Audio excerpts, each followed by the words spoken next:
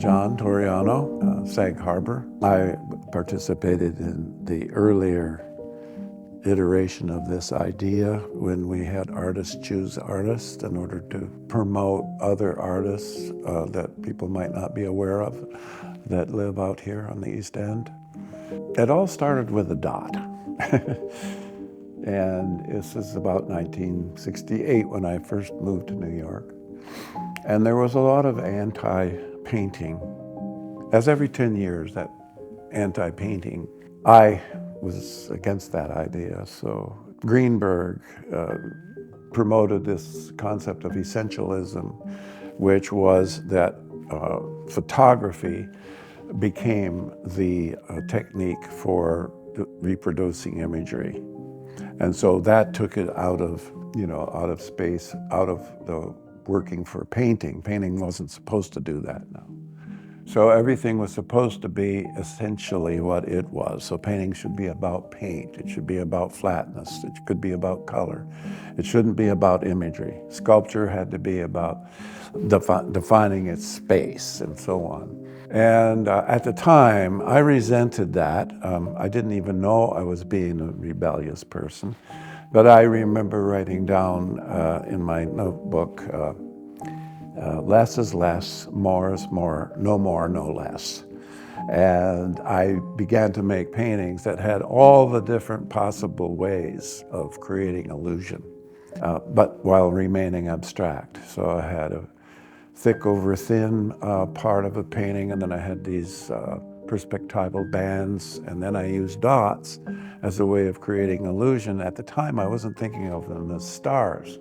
I was with my friend Murray Hochman at the time, and I picked it up and I said, wow, that does something that the dots do in a less way.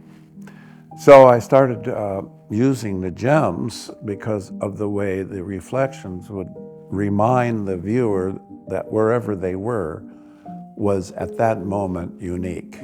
And I like the idea of incorporating the three-dimensionality of the viewer and it's his or her relationship to the experience of looking at the painting. But eventually it got me to paying attention to stars, and I wanted to have more interesting distributions of the jewels and the dots. And because I found if I just did them without thinking, they ended up being cliched, 1, 2, 3, 1, 2, 3 moves. So I thought, where are there dots in nature? Boom, stars. And the Big Bang was something that I immediately connected to as far as the oxymoronic aspect of painting. What makes painting particular is my defense against the argument against painting. And that is the paradox that painting is, the art of painting is essentially the invention of abstract flat shapes to evoke meaning.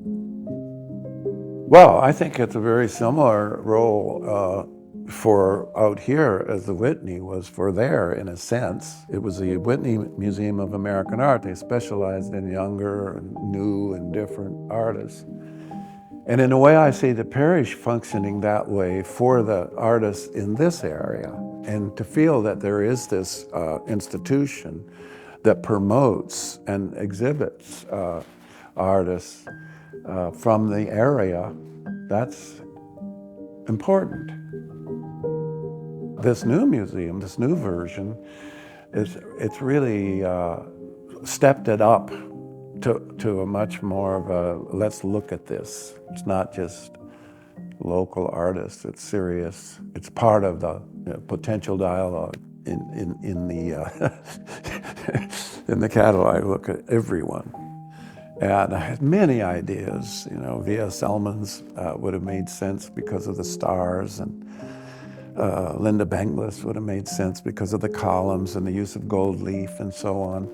So I went through every one, and I considered all of those works, like from the landscape artists and the seascape artists, the earlier works from the 19th century and so on. That would have been fun. I really enjoyed going through the whole process. I picked the Dennis Oppenheim. It's Splash, begin, splash. And it's like a big blown up image of a drop, maybe, but converted into materiality. You know, when I was asked to do this and I saw that, I thought, it just seemed right. Why? Because we come from such different points of view in the art world. You know, I think of, but then I started thinking, well, what's common though? You know, his earlier work, he was known much, he got quite successful as a conceptualist, making these really ironic and interesting installations. I had another friend who I was much closer with at the time, back in the late 60s, early 70s, Steve Kaltenbach. We lived in the same building, we were very close. And Steve is a total conceptualist.